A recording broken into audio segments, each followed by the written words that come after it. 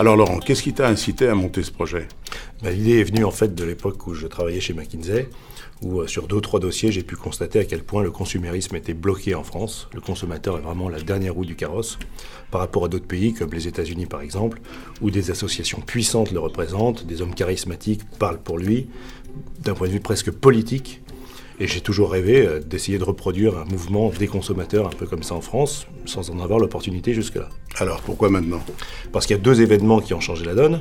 Le premier, c'est l'avènement d'Internet, qui est maintenant touche tous les secteurs, et qui permet à tout le monde de tout voir, de tout savoir, à tout moment, 24 heures sur 24 dans le monde entier.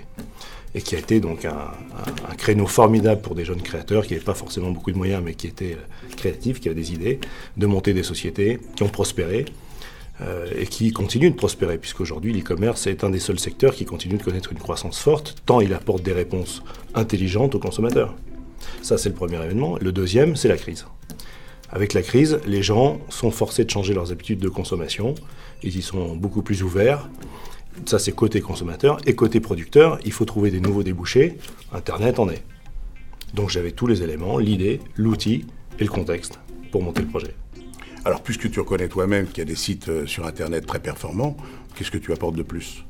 On n'est pas juste une société Internet. Toutes nos offres sont accessibles par téléphone, aux mêmes conditions.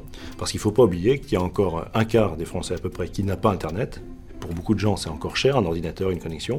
Puis il y a encore 40% des Français qui n'achètent pas sur Internet.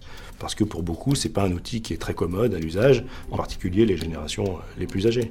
Les vieux, quoi. Non, pas les vieux. Il y en a qui s'en servent très bien malgré leur âge. Je te remercie de le remarquer. Et le deuxième point, c'est que tous les grands sites d'e-commerce sont à la base des spécialistes. Certains ont étoffé leur offre, mais ils restent vraiment performants sur leur spécialité première. Nous sommes des généralistes. On a regardé chaque secteur d'activité en fonction de l'importance qu'il représente dans les dépenses des Français et on a essayé d'amener la meilleure offre. 2 hypothèses, soit on a identifié des offres qui étaient vraiment les meilleures, objectivement. Dans ce cas-là, on a négocié avec les sociétés qui les faisaient des accords particuliers. En contrepartie du volume qu'on va leur apporter et de la notoriété, on a des avantages pour nos clients. Soit, autre cas de figure, il n'y avait pas vraiment d'offres qui se dégageaient, on en a créé.